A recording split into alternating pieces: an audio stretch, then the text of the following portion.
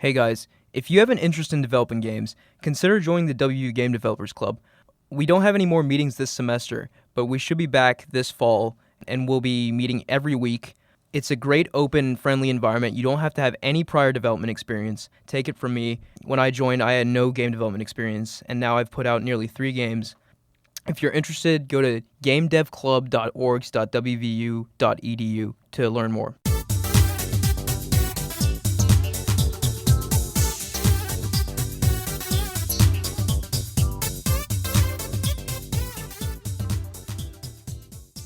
Hey everyone, and welcome to Game Talk Episode 8. I'm your host, Ahmed Mian. This week I'm joined by Jordan Hallow. Hello. Ken Wu. Hello. And Connor Haynes. Hey guys. Our first topic this week is going to be procedural generation.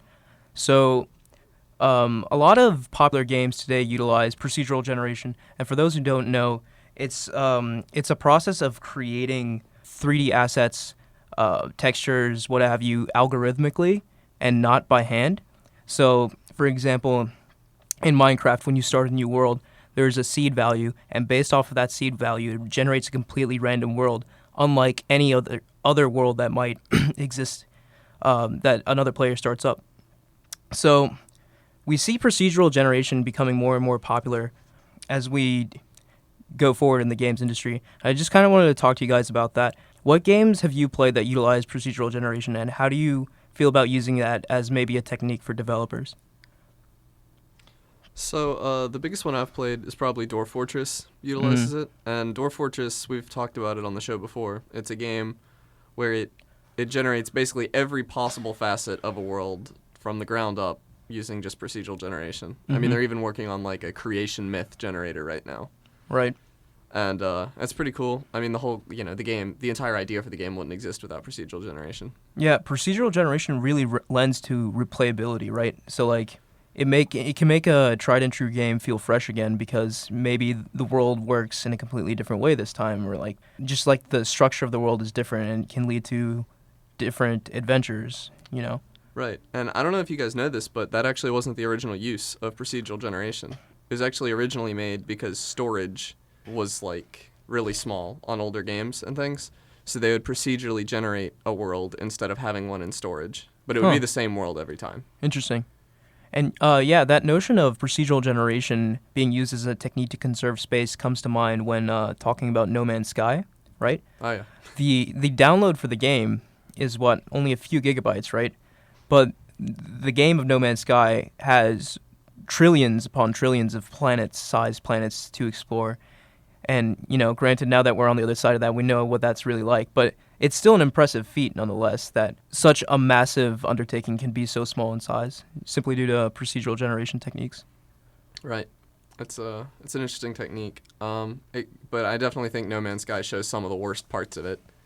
How so? Like, it's just a bunch of repetition over and over. You Right. see the same stuff. Because, you can't have a computer create like a scripted scene or anything that people are expecting from AAA games these days, things like that. It just can't happen. It takes a person to design those. Right.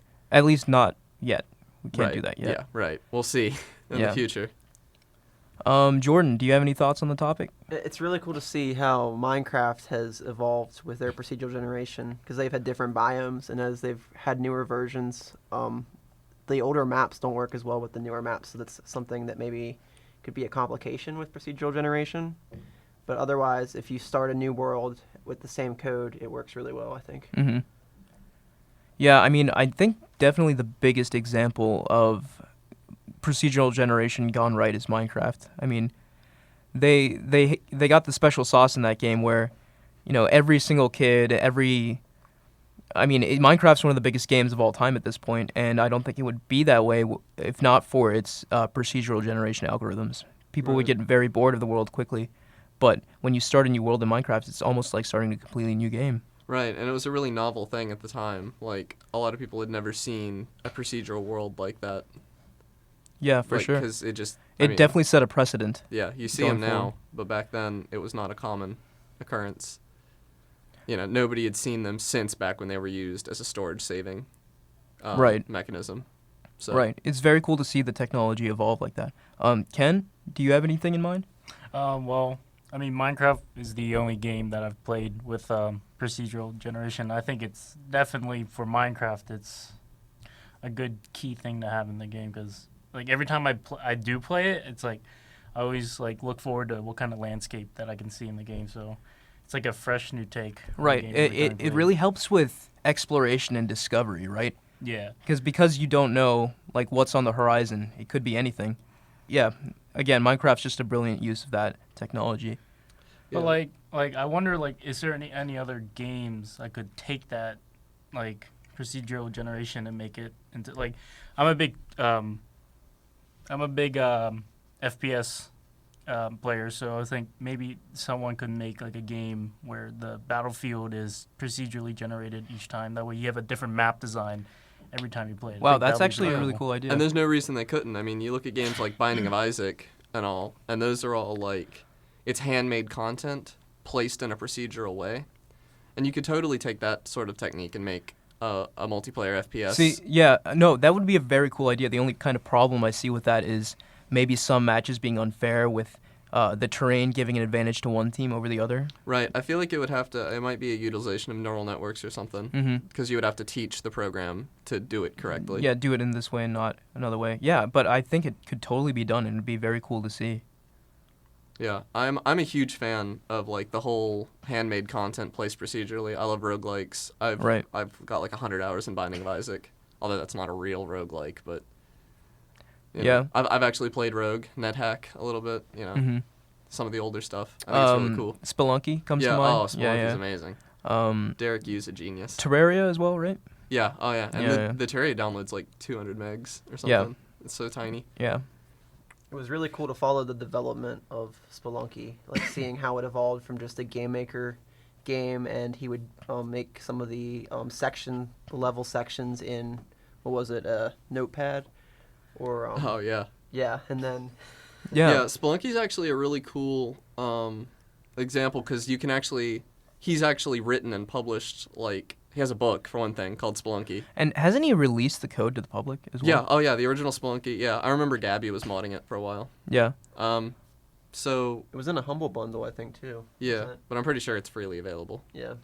But Yeah, it was in that's- the Game Maker bundle, I That's think. pretty cool. I mean, you know, those proc gen techniques are just Yeah. like available for anyone that wants to start getting into that. His generation technique is that he generates he handmade a bunch of rooms, and every floor in Spelunky is 4 rooms by 4 rooms. Mm-hmm. And so first the game generates randomly, it generates a path out of certain path rooms, and that has to lead to an exit at the bottom. It's like it absolutely has to. And then it fills in all the gaps with just miscellaneous other rooms that can have treasure or shops and stuff like that. And it's a pretty cool method of going about that. Yeah, I definitely think the magic comes from when you use procedural generation, but there's definitely like a human element to it. Like there's some direction to it, while there are procedurally generated elements that have been artfully considered, you know, and not just pure procedural generation. Right. I think Like- Starbound did that really well. I don't know Mhm. if you guys have played it. It's made by some of the same people as Terraria. Isn't it similar? Yeah, I was gonna say it's Yeah. similar to Yes. Terraria. Yeah, it's very similar. I don't think it's as good. But I think it did procedural generation way better than Terraria, but it did combat not as good. Mm-hmm. So it was really cool. It had a lot of like handmade assets that they threw into their procedurally generated world in clever ways that made it really, really cool. Like they handmade their assets, but like they didn't say it was made out of a specific material. They said it was made out of a material that matched these qualifications and could be found on this planet, Mm-hmm. kind of stuff like that. Yeah. So it all looked different despite being handmade. Yeah, and just kind of revisiting the idea of procedural generation lending to replayability. I'm a big fan of like Civilization, you know, the 4X games. Right, yeah. And even if you you initialize the game with the same elements, like the same number of players, the same, you know, continent style or whatever, just the way the land is generated each time is completely different, and that completely dictates and changes the flow of every single game. And I think that's very cool, and each game of Civilization I play is completely unlike the previous game, and I have to adapt and shift my strategies in according to the hand I was dealt, right? And I think that's a very cool, just a cool concept. Right. Another game I was thinking that does procedural generation is Pokemon Mystery Dungeon games. Oh yeah, those are so good. yeah, I actually never So- played those, but Those opened a lot of kids up to roguelites. Yeah. There's times I remember where I got lucky and times that it hurt me, some of the procedural generation in that game, so I'm not sure if it was always the best. do you want to talk about that a little more? Like, so It's been a long time. So I actually played those pretty so recently. when you think It of was- Pokemon, you don't think roguelike, right? So this is definitely a spin-off, right? So Yes, it is. It's a very good spin-off. I remember playing that game often, and just like after beating the game, you just do random missions, and the dungeons get harder and harder, and you always have to be prepared because it is procedurally generated. You never know what you're gonna encounter. So one mission you might go into a dungeon and get all safe rooms, and another time you just get rooms where there's just hundreds of Pokemon that'll just start coming and attack you. Yeah, I remember they didn't really fine-tune their algorithm that well, because I know sometimes you would walk in and you'd be expecting a 20-floor arduous journey, and you'd walk one room over and find what you were looking for and get to leave. I know that happened a couple times, but then there were other times where you could kind of tell the developers were really laying it on you, because procedural content is free. You can just make more of it. It doesn't cost you anything. And so they'd be like, all right, well, this is more difficult because instead of 40 floors, it's 140 floors, but it's all the same stuff. Yeah. They fell into that trap a little bit. I mean, I guess it kind of makes sense. It's like a dungeon, so Right. you don't know what you're gonna get into. I still had fun with it. Yeah, but, yeah, definitely. it was definitely, it got repetitive. They had trouble fighting off the repetition. But that was a Game Boy Advance game, so. And DS, and I think they have one for the 3DS now.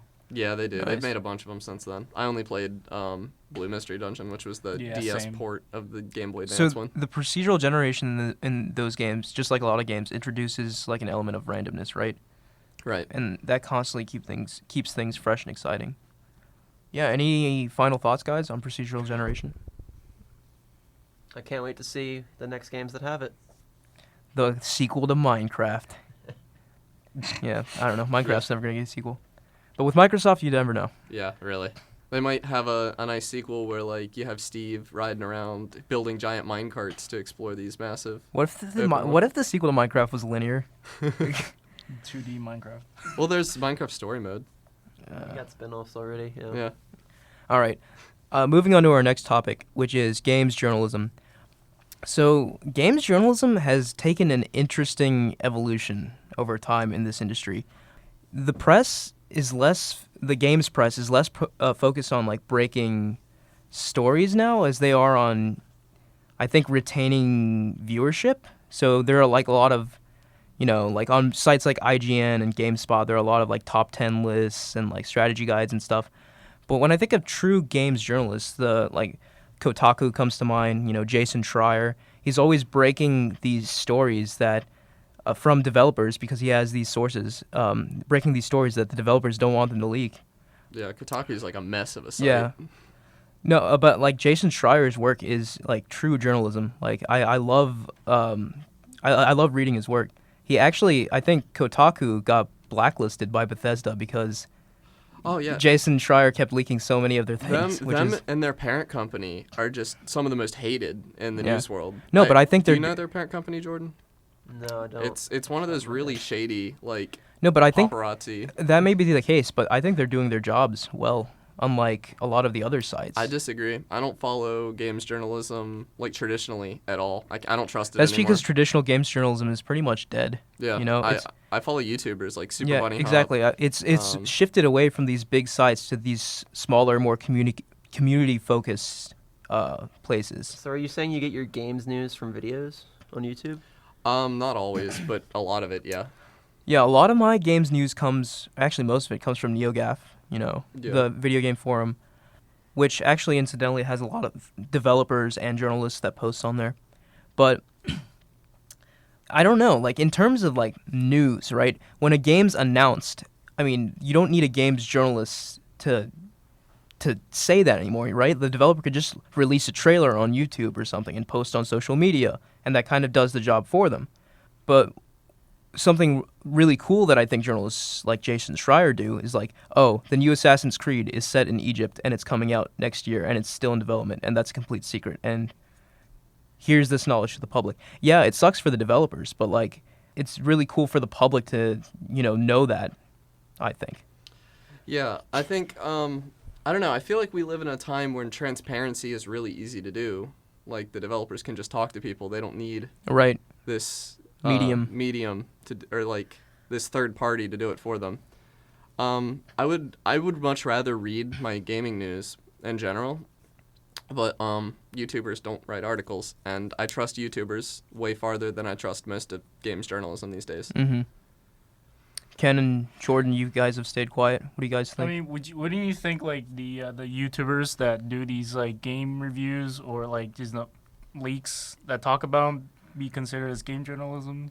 Like I mean, they would be they're writers? doing games journalism, but I guess the difference is that's not their job, right? They're Well, not getting it they're is. It depends on the video. Oh, okay, like- no, I take that back. It could be their job, but like But they don't. games journalists, go to E3 and go to these press briefings. So do the and YouTubers. take notes. Do they now? Yeah, a lot of them. Super Yeah. Bunny Hop does. I mean, Jim Sterling got flown out to Valve, and he famously Yeah. quit working. I think he worked at Kotaku. I forget, or Polygon. Yeah, no, it certainly has shifted like dramatically. Like traditional games journalism is becoming more like media focused. Like these people on YouTube, these people on Patreon, doing their own kind of thing. Right, and I trust them so much more because like if they're Patreon funded, that means that their listeners or their viewers are their bosses instead of potentially Someone with who another knows? interest. Yeah, someone right? with other interests telling them, hey, you need to review this game well because we need it to make money for whatever reason. Mm-hmm. Jordan. How do you know, though? I think that was a big controversy a while back. Is how do you know that they're not getting paid to say good things about these games? Some of these people, because that's how they make their money. They're open about it. I mean, all the ones I watch, they do sponsored videos, but they'll say, hey, this one's a sponsored video, guys. So full transparency. I think it's a level of I mean, it's like a level of trust. like I mentioned, it's that sense of community and them sort of like building that trust with their audience because they know that that's a huge risk for them to take. If the audience were to find out that they were being illicit about something, then there goes their livelihood pretty much. Yeah, and there's 1,000 other people out there we could be watching. Mm-hmm. I've noticed like British YouTubers are required through some kind of UK law to have to say that it's sponsored, but in the US that doesn't exist. So Well, from what I've seen, like you said, Connor, a lot of people, U.S. YouTubers do say it just because it's a good look. It gets rid of like any ambiguity that might be there. So if you found out your favorite YouTuber or news source did that, would you stop listening to them completely? Absolutely. Yeah, I mean, Instantly. there's so many other options in the current environment. There's no reason to be beholden to one thing. Yeah, I don't have a favorite. I have like a couple that I follow, and I would just take one off the list, Okay. and probably find someone to replace it. Yeah, I kind of want to like explore the idea of, so like, what do you guys think is going to eventually happen to these dedicated sites like IGN and GameSpot? Like, are they going to die, or are they just going to evolve into something I don't like think more YouTube focused, I mean, more direct? IGN specifically, I don't think is going anywhere because they they do a lot more than games. Yeah, they cover- also do movies, comics. Yeah, they cover all kinds of media. They're not going anywhere. They're too big, I think. Mhm. But a lot of sites, I don't know, they've expanded into the podcast sphere. They do just funny videos now. Yeah. I Machinima does original content. That's another one I think of. That they did Red vs. Blue, I think, right? So No, Oh, man. No. Machinima didn't do Red vs. Blue. That was Rooster Teeth. Which that was Rooster Teeth. Machinima is Machinima named did- after like the art of Machinima, which Red vs. Blue started.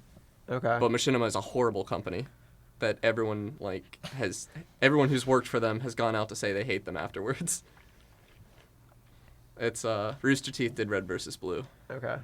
My Yeah. fault. So yeah, Sorry, like Machinima, they frustrate like me. you mentioned, They're one of the companies these that's traditional horrible. gaming sites have really diversified to stay alive. I know IGN does multiple podcasts, like Podcast Beyond for PlayStation fans, Podcast Unlocked for Xbox fans, and they also have like skits and stuff that they do.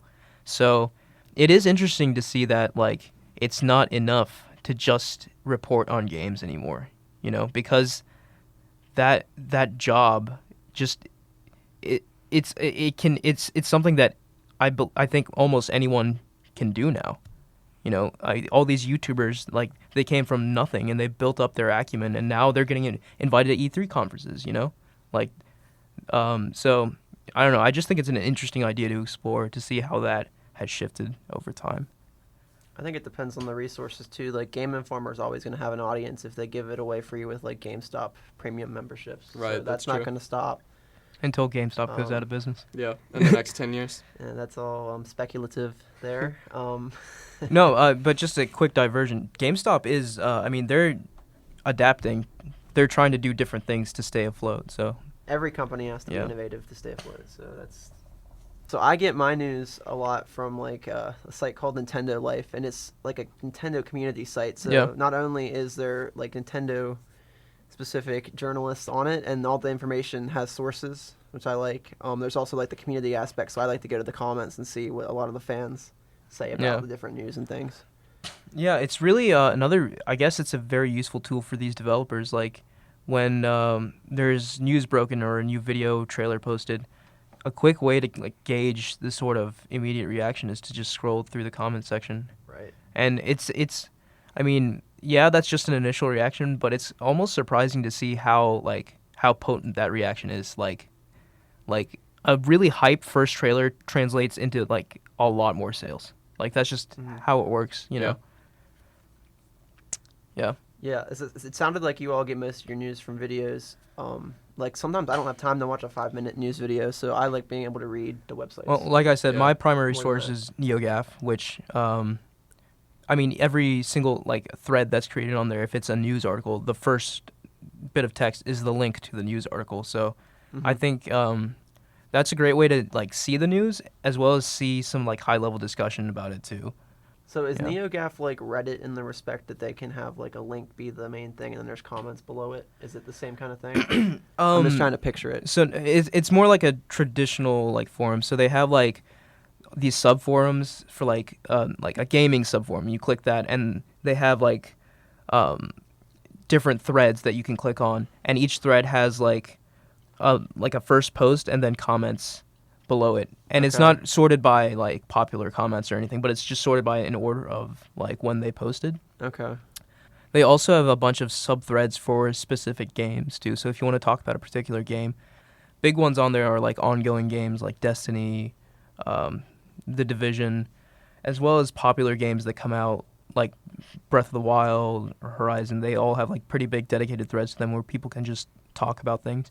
And there's a pretty good like spoiler culture there, too. So like in the thread title, like it's marked spoilers if there's spoilers for a particular game. So it's a pretty safe place to browse and just kind of learn, I think.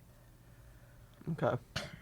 I would say I get as much of my news from Twitter as I do from YouTube. Yeah, Twitter is 'Cause huge now. I just follow a bunch of game developers. Yeah. I follow more game developers than friends, I think.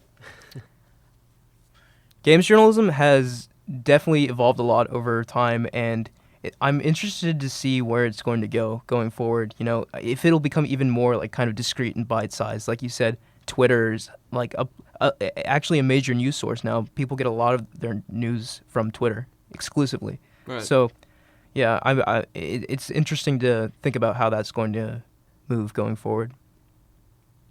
All right, our final topic for today will be games in 2017. So the reason that this is a topic is because in my mind, and I think in a lot of people's minds, 2017 has been an absolutely phenomenal year for games, and it is a phenomenal year for games that are going to come out this year as well. Right. We're not even halfway through. So let's just kind of scroll down a list. This fall, we're getting Red Dead Redemption 2. Absolutely gargantuan game that's going to sell tens of millions of copies, right? Yeah, I'm real interested to see where they go after the popularity of GTA Online. I want to see. Oh, no, the online component, like take this to the bank, the online component in that game will be huge. Like Yeah. that will probably be bigger than the main campaign or whatever. Yeah, let's just go through the list and then we can talk about them more in depth. All right. Persona 5 came out recently to immense critical acclaim. Really popular, called one of the best JRPGs ever at this point. Like, so already the bar for 2017 is so high. Prey comes out in a week, I think, maybe even a few days. It's Bethesda's new first-person shooter. Got a really cool sci-fi flair to it. I'm looking forward to that. Earlier this year, January, I think, Resident Evil 7 Biohazard came out. Marquee horror title, and all of it could be played in VR. So it's technically VR's first AAA game, which is really cool. Resident Evil 7. Yeah. Oh, that's what you're talking about. Okay. Yeah, it's called. Edit that Yeah, out, please. I said Resident Evil 7 Biohazard. Yeah. Okay. I didn't know. I didn't know it had a. I thought this was like a separate game. I hadn't. Oh no. Prey Jordan? comes out Friday, by the way. Prey comes out like in a few days, which is pretty remarkable. I have on this list South Park: The Fractured But Whole.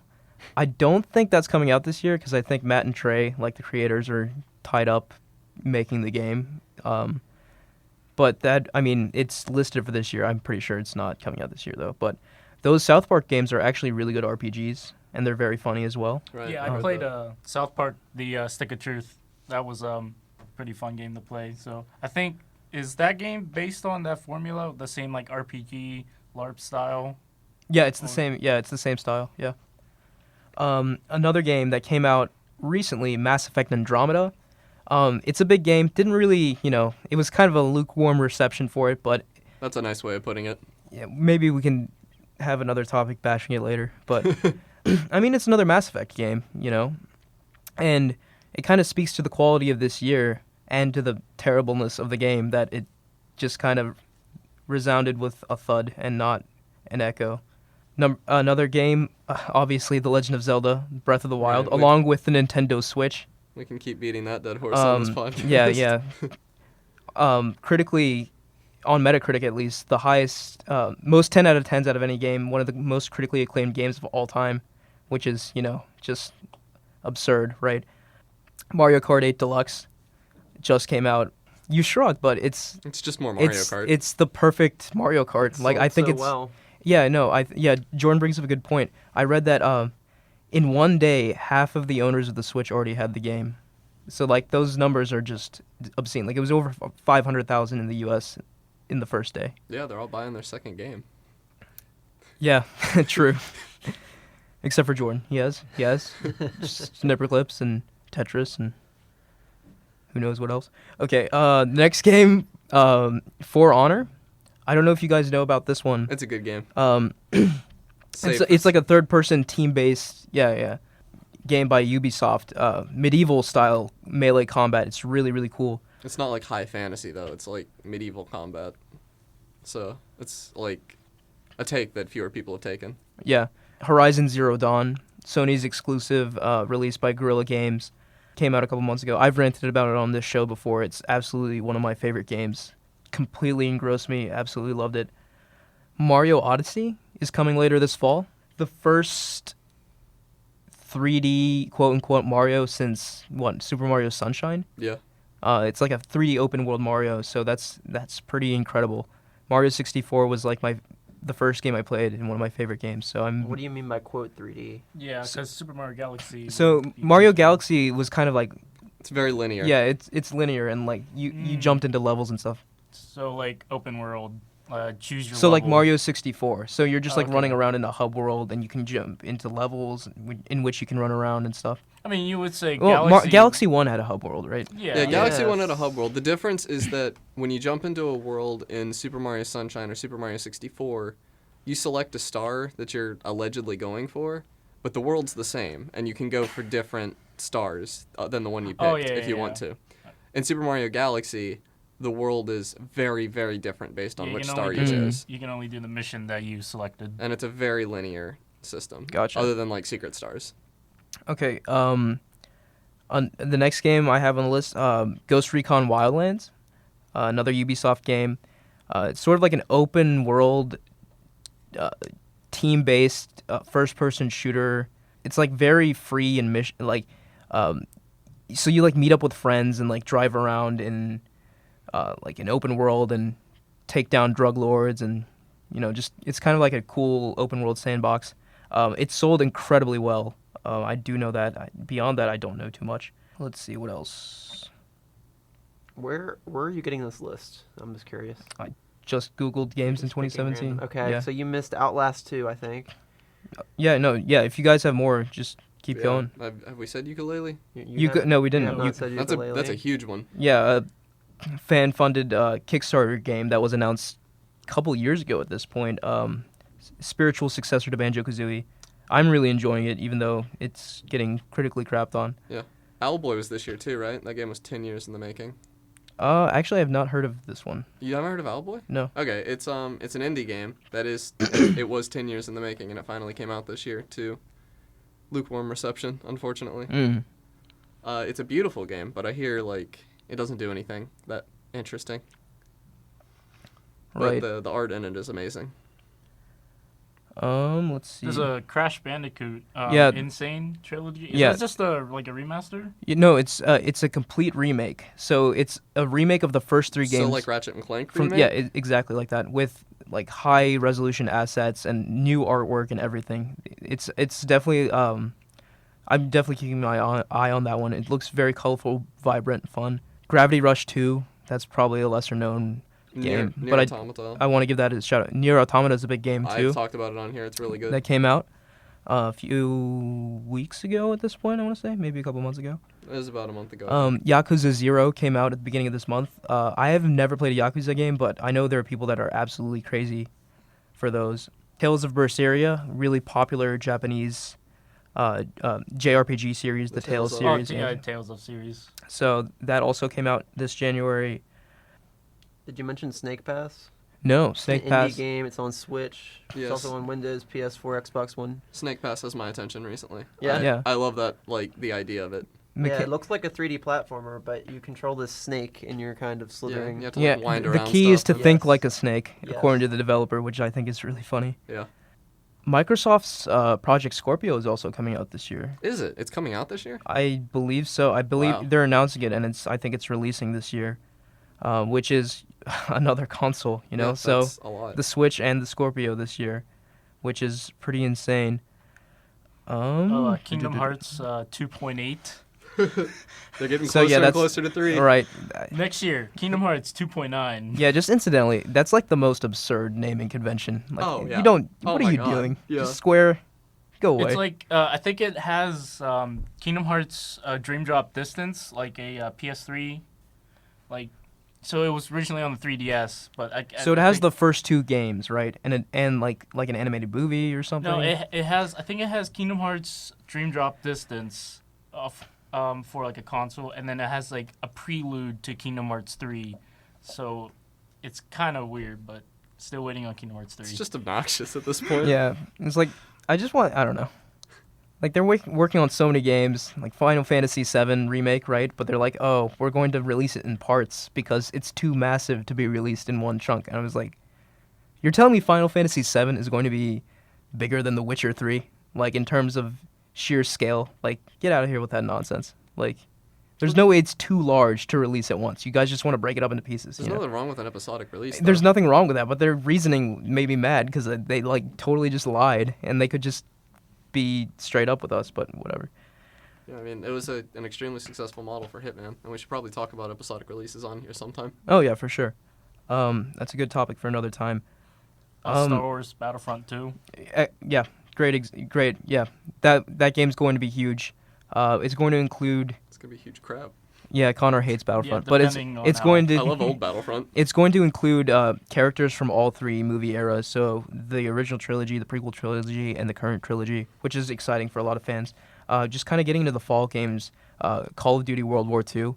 The first game in years that they're going back to a World War II setting. And yeah, Connor, you roll your eyes, but Call of Duty is the best-selling game every year, Yeah, I without know. fail. Well, Like, it's even upsetting. Infinite Warfare, that like no one liked, Yeah. was the best-selling game of 2016. So They're actually they're adding a 48-man playlist now. So like, Call of Duty? Yeah. Oh, usually, nice. Usually it's originally 6-on-6. Yeah. And the largest was Ground War, which is 9-on-9, but now they're doing 48, so 24 and 24. So they're kind of moving more in the battlefield But yeah, direction. Battlefield kind of. And I think they're also doing like kind of like support your country style for the multiplayer. That's what I've seen on YouTube. Some people talking about. So like you choose a country and then you can like unlock camos and stuff for that representing that country. Say like Britain or some America. Do you know Another any reason they picked the 48 number? Have they talked about why? I 'Cause haven't heard anything, but Yeah, because I'm thinking of like those kind of massive battle kind of games, and I think of I think it was called Mag on PS3, and it Yeah. had 64, I believe, Yeah, was the and max. no, it was immense. Yeah, it was Wasn't something it like that. 64 per team? I thought. Yeah, I no, don't I even think it remember. was actually. Yeah. And it's like it was boring yeah, it was terrible. because the maps were Um, so big to accommodate that many people. Another big game Yeah. that I don't think any of us are into, Tekken 7. I mean, not my that jam, has a but- dedicated fan base, so Yeah, it I does. guess I'll give that a shout out. I don't know anything about it though. You They're guys- remaking Final Fantasy 12. I don't know if you guys knew that, and that's coming out this year. Is that one of the ones people talk about? Uh, Never heard of it. yeah. I mean, I knew it was there because 14 exists, but so I knew they had to be passed. have you guys heard anything about Metal Gear Survive? Please, that the let's never talk about that Stupid ever. zombie one. No Kojima involved. Yeah, and it's just, I mean, Konami can be a topic unto its own, and their treatment of Kojima, but like, that just infuriates me that that game even exists. It could be a great game. I wouldn't judge a game before I played it. It won't be a honestly. great game. So I wouldn't judge a game you're before I going played in it with negative attitudes. in You're gonna see any all the negatives in this any game. scenario except for this one. I never even heard of it, so like you know what is it about? Like So, do you know what the Metal Gear series is about? yeah. So it's literally just a zombie survival game, but they put the Metal Gear name on it. It's So pretty is stupid. no stealth? Like is there stealth involved or? I mean, there might be. It's just they're completely just capitalizing off the name of Metal Gear is what they're doing. But yeah, that's totally off topic from that. We can talk about it some other time. Another game for the upteenth time, Skyrim is coming out again on the Switch, which thank is God, my 6-year-old game. yeah. I mean, I think that's going to do. It's gonna sell amazingly. Have they confirmed it's that deluxe edition or whatever? No, The it's ultimate? actually it's not. not. It's Okay. the standard edition because the Switch can't run the deluxe edition. And what's the difference? 4K resolution and like improved textures and improved lighting and So like there's no in-game stuff. no, it's just graphical improvements. Didn't the deluxe edition also have mod support?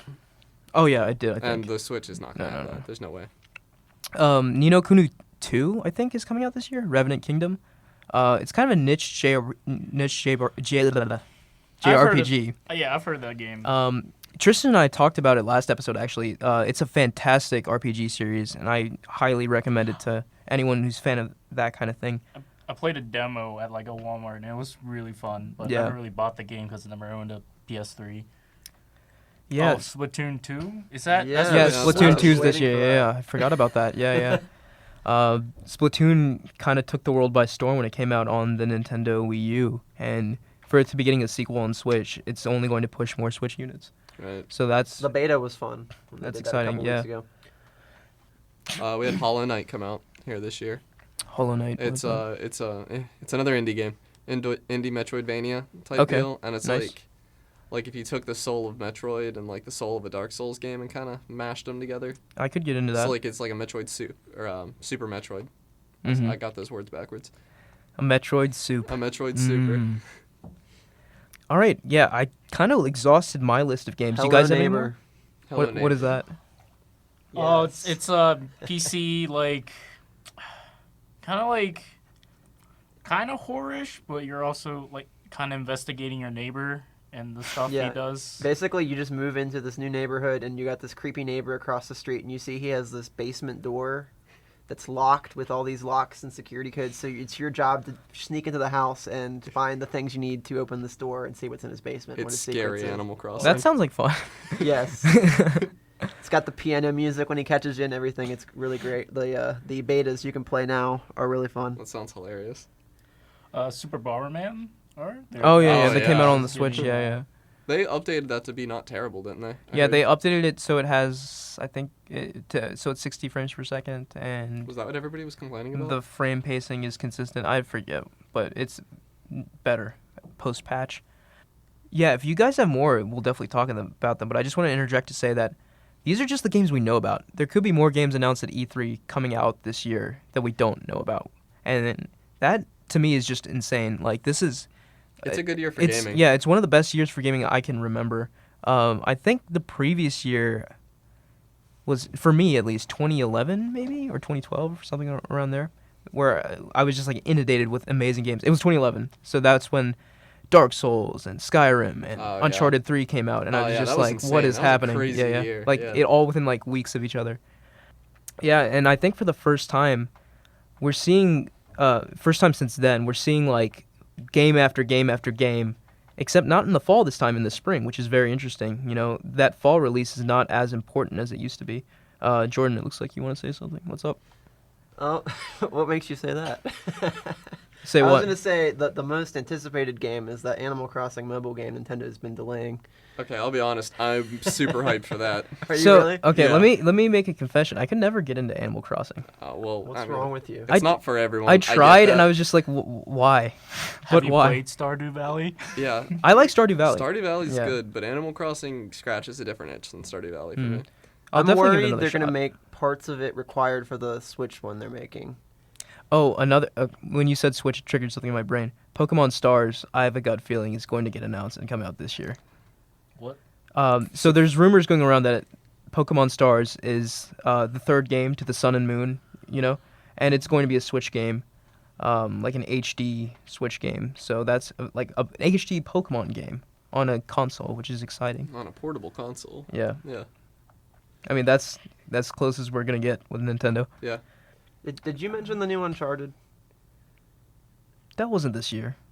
That was. Uncharted: The Lost Legacy comes out August Oh, 22nd. right, What the- is okay, that one? I don't So even know. Uncharted: The Lost Legacy. So it began as just an expansion, like a single-player expansion for Uncharted 4. Okay. But I think the story is the team at Naughty Dog got so into the project, it's straight up just another. It's closer to the length of an actual game than an expansion. So it's like going to be like 8 to 9 hour Oh wow. campaign. Yeah, like it's That's a. long for an Uncharted game, really, isn't it? Well, Uncharted 4 was the longest Uncharted game. It was like 14 to 15 hours. But most Uncharted games are around 10 to 12. Okay. So it's not quite the length of an Uncharted game, but it pretty much is for an expansion. So like if you bought the season pass, you're getting this for free. Oh wow, that's wild. But otherwise it's a Well, 40. free. Yeah, otherwise it's a $40 purchase, which I think it's totally worth it for another Uncharted. As many people know, Uncharted's my favorite all time, so I'll be all over that. Can't believe I forgot that. Thank you, Jordan. Did you bring up Destiny 2 as well? That's a huge Isn't one that that I next just year? forgot. No, that's this it's year. August. Wow. I mean, Yeah. sorry, September 8th. This stuff's coming in. Like, Yeah, I'm hot telling you, and heavy. 2017 is ginormous. It's Yeah, a lot of ridiculous. Yeah. sequels. Destiny That's- 2, I honestly think if there was ever a game that could outsell Call of Duty, it could be Destiny 2. I don't think so at all. I think too it many has. people got burned There's by Destiny 1. but there's so much hype behind Destiny. It's crazy. I mean, I know a lot of people that like thought Bungie was infallible before Destiny, and then played Destiny. I think they got a lot of that goodwill back though, like through their expansions and patches and whatnot. Maybe. Like I have a group of friends that to this day play Destiny every single day. really. Yeah. And I know like their numbers are still huge, like millions play Destiny daily. And this one's coming out on the PC too, so that's going to be huge. Yeah, that's another. I can't believe I didn't even think of that. Yeah. I'm looking at this Sonic Mania. You guys have That's any gonna idea be about? good. Oh, Yeah, Sonic good Mania. lord. It's basically they're going back to the original Sonic formula, and what's the reason it has a chance is that they hired a bunch of fan game makers to do it. That's So cool. a guy named Chris Whitehead, he started out doing. There was a game jam every year, where they would just make a Sonic fan game for a game jam, and he was one of the bigger guys in it, and they hired him to do the new Android ports and iOS ports of like Sonic 3, Sonic CD, stuff. And then they were like, all right, well, you're better at this than us somehow, so make a new one. And he is, and it's going to be amazing. So that sounds promising. I've just been burned by Sonic too many times to trust anything. No, So it actually has a really good chance of being a good game. well, that's more than can be said for most Sonic games. So, are there any I'm others? a big fan of the Need for Speed franchise. There's a new game coming for that. Oh, nice. Oh, don't know anything that about it, also though. reminds me. I think Gran Turismo Sport Yes, might be that's this year. coming. Yes. Yeah. So it's just this year is just absurd. And like a lot of these games we mentioned that came out already, I mean, we're looking at like 90 plus Metacritic scores. So like universally acclaimed games. So like they're of the highest caliber too. So I mean, it's going to suck. I feel like a lot of people are going to miss some of them because like I'm not going to buy 20 games in a year. Oh, I'm sure they can't keep this up. I'm sure 18 or 19 will be crappy years, so you'll have time to. Yeah, Yeah, I know. that's what I was gonna Jump say. on my This, backlog, yeah, yeah. we're gonna pay for this later. Summer sale next year is going to be Yeah. ridiculous. Ken just showed me a picture of Minecraft Switch, Yeah, which I just is found cool. a Minecraft Switch That edition. comes out next week, I think. Yeah. 11th. Oh, really? No That's surprises there. 2 weeks. You know, No, Yeah. that's to be expected, but that's a huge get for the Switch nonetheless. it's weird. It's actually kind of funny that's coming out though, since Microsoft owns Minecraft now. Oh, this just came to mind. I don't know if you guys are into Telltale games, but their Guardians of the Galaxy Telltale series is coming out like right now. Walking Dead season 3 is going on right now. Yeah, too, yeah. as well, right? Yeah, I think that started last year though, so I don't know. They It just counts, released an episode. sort of. Yeah. But yeah. I mean, Yeah, about 2017. There's a Cars 3 game coming out. That's gonna be big. Disney cars. Oh, Yes. okay. What do you think I was talking about? I don't know. Maybe some racing franchise I never heard of. No. Okay, no. well- they gotta build up hype for their new movie. Licensed games at their finest. Huh. All right. Breath of the Wild DLC. Which Yeah. looks terrible. It looks It's reasonable. I like that medallion that they're gonna have where you can just put another waypoint somewhere because I like to teleport a lot of places. Yeah. Weren't you complaining about teleportation being in the game when we talked about Breath of the Hypocrite Wild? identified. Well, they're improving it, so Yeah, I mean, can you guys think of any more games? We've already went through a laundry list of excellent titles, so I'm just thinking about like the games that haven't been announced. Yeah, like, Yeah, being Perspectrum. announced. It's this new indie game I heard of. It's gonna be pretty big. It's coming out at the end of summer, I hear. yeah, 95 plus on Metacritic. You heard it here first. Predicting that now. All right. So as every week, we round off the show just talking about games we've been playing or games we recommend to others. Connor, why don't you start us off first? I got to try Job Simulator for the first time on Friday. Oh, did you now? Yeah, Ahmed hooked me up with PSVR, and I got to try Job Simulator, and it was like crazy. It was so much fun. So, I mean, to those who don't know, Job Simulator is just a VR game where you emulate mundane tasks like an office job or a mechanic or a mediocre chef. So, You know, so why is Job Simulator just so So, much fun to play? I only had time to play through the well, I guess I had time. I only played through the office job, Mhm. and I spent almost the entire time in it.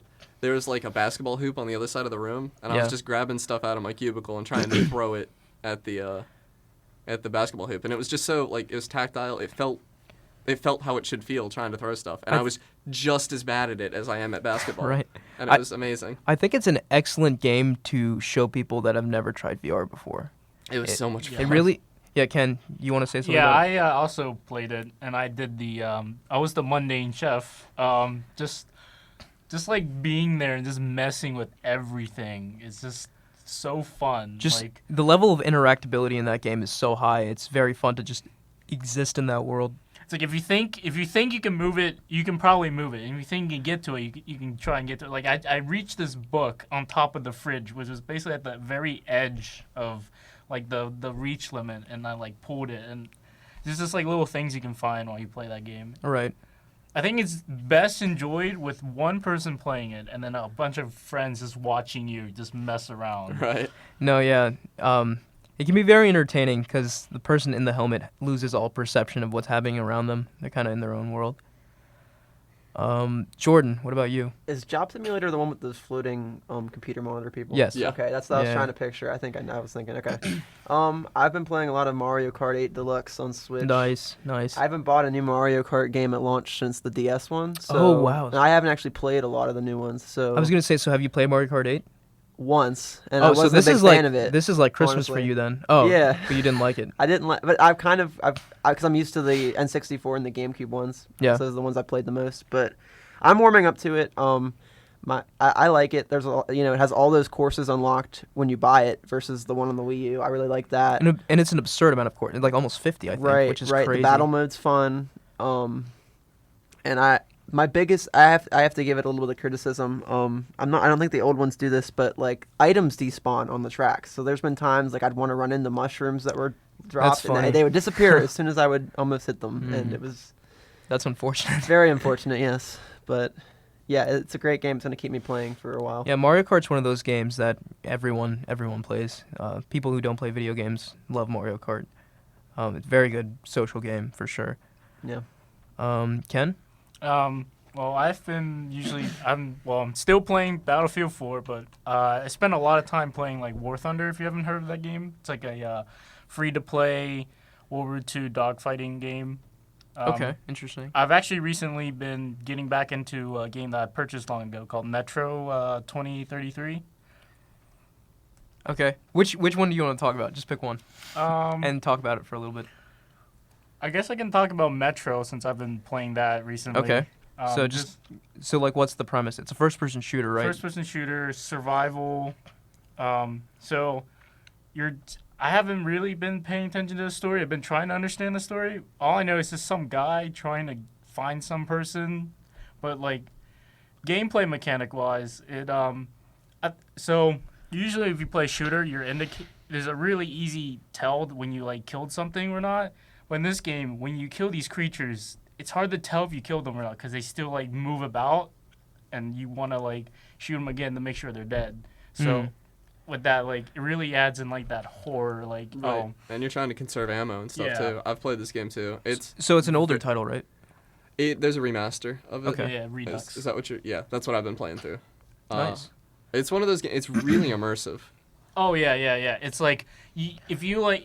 Things will get on your screen. You won't be able to see properly. It's like, and when you're outside, you have to put on gas masks, and the gas mask will get cracked as you like are in combat and get shot at. Mm-hmm. Right. Nice. It's crazy. It's also a game. A lot of the fans suggest that you play it in Russian with subtitles on. Oh, really? Why is that? Because the voice acting is better. It makes it more immersive. I'm like, interesting. I did that for a while. And I was like, no, not for me. But yeah. Like people care about it enough to like suggest things like that, which is something I don't see short of anime usually. So, is it just a campaign? Because a lot of first-person shooters have multiplayer components. Yeah, it's just a campaign. So it's based off of the book Metro 23, I think. Yeah, So- and there's a sequel, Metro Last Light. Okay, nice. I've heard of these games for sure. They're very good. I would recommend them. I guess I'll round off the show by talking about something a little controversial. It's a game for the Nintendo Switch called 1-2 Switch. So the reason I'm talking about this is I recently played it with a group of friends, and it's not your traditional game by any means. It's just like a collection of roughly 30 mini-games. And it's interesting in that you don't ever have to look at the Switch screen or the TV to play the game. It's entirely based off of audio and the feedback you get from the Joy-Con controllers and your interaction with the other player. And I actually brought this to the get-together where Connor played Job Simulator VR, and I just let a bunch of people play 1-2 Switch, and it was interesting seeing them.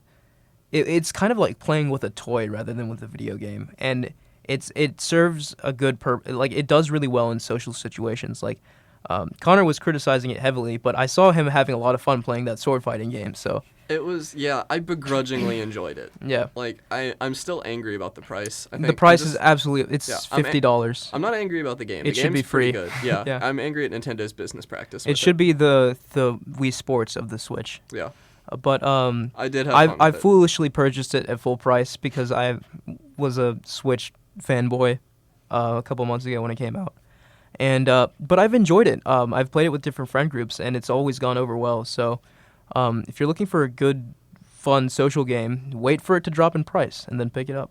Are there any mini games on it that frustrated you? Because I've heard things about. There are a few mini games on there that are just like complete trash, and I would never recommend playing it under any circumstance. Mm-hmm. But there are several on there that are quite fun. So. Do you find the ball one to be accurate? Yeah, I do actually. Okay. Yeah, I'm pretty good at guessing. So what Jordan's referring to is the Joy-Cons have this feature called HD Rumble, which really kind of emulates the sensation of touch. And this mini game allows you to roll around a bunch of metal balls, and I think we've talked about this before on the show actually. Yeah, in a container, and you have to sort of guess how many are rolling around in the container. It works quite well. Yeah. Okay. What's the best mini game on it? Shaving. Oh, you like the shaving I like one? the shaving. Let me think. The best. I like Quick Draw a lot. It's a fun little quick game. So it like emulates like a Western standoff, right? So when the announcer says go or whatever, you have to draw your pistol and shoot the other guy in the chest before the other one does. And like at the end of each round, it shows you like your timing and your opponent's timing and like where exactly you shot. So it's a good sort of like reaction test. That's probably my favorite game on there.